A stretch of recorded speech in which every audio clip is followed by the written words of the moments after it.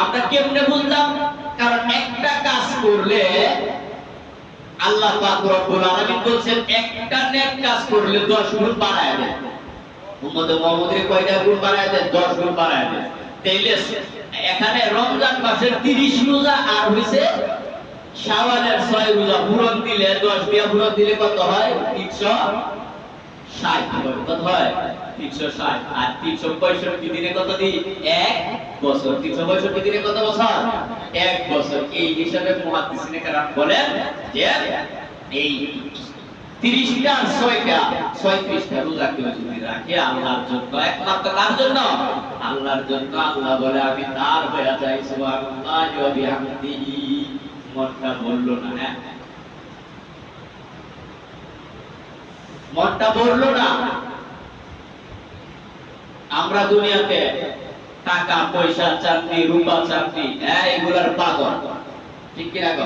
একটা ঘটনা বলি তাইলে বুঝবে যে আল্লাহ পাইলে লাভটা। বাদশা হারুন রশিদের নাম শুনছেন মনে হয় অনেকেই। বাদশা হারুন রশিদের নাম অনেকেই শুনছেন।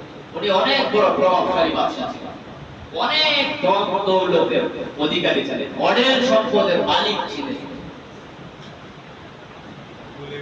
আর আগের যুগে আমরা জানি যে আগের যুগের অনেক মানুষ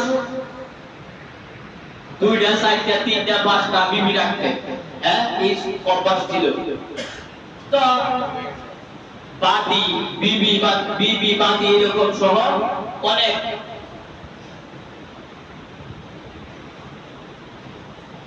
ছিল আনন্দ ফুর্তির জন্য। তখন বাদশা হারুন রশিদের কাছে মানুষ খালি কানা ঘুষা করে যে বাদশা এত বড় শক্তিধর বাদশা, এত সুন্দর লোক, ওনার শান শৌকত টাকা পয়সা কোনো কিছু অভাব নাই, উনি নিজেও জাঁকজমকপূর্ণ ভাবে জিন্দেগি কাটায়, কিন্তু একটা কাজ বুঝে আসে না। কাজটা কি? একটা বাতি কালো, একবারে বিশ্রী কালো এক বাতি। দেখা যায় হারুন রশিদ খালি বাদির সাথে কথাবার্তা বেশি বলে, তার সাথে বেশি মেলামেশা, বেশি চলাফেরা। এই কথাটা, এই বিষয়টা এই রাজ্যে রাজসভার কেউ এটা মাইনে নিতে পারতেছে না। রাজমহলের কেউ মাইনে নিতে পারতেছে না।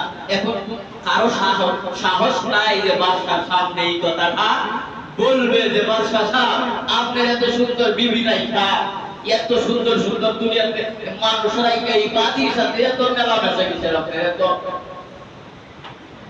এই বাতির সাথে এত কাতির কেন? এই কথাটা যে বলবে এমন সাহস তার নাই। কিন্তু আড়ালে আড়ালে সবাই কি করে? কানা ঘুষা করে। এটাকে কাম করে নি। এত বড় বাদশা, বাদশা কি পাগল হইল নি?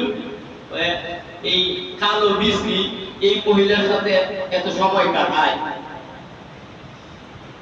তখন এইভাবে মনে করেন, এইভাবে কানা ঘুষা হইতে হইতে হইতে হইতে আস্তে আস্তে কি করে? বিবির মাধ্যমেই হোক বা নাতির মাধ্যমে বা সন্তানদের মাধ্যমে যেভাবেই হোক কথাটা কি হয়? বাদশার কানে গিয়ে একবার না একবার পৌঁছে কিনা কর। রাজ্যে যদি কানা ঘুষা হয় বাদশার কানে গিয়া বসেনি, এই কথাটা কি করছে? বাদশা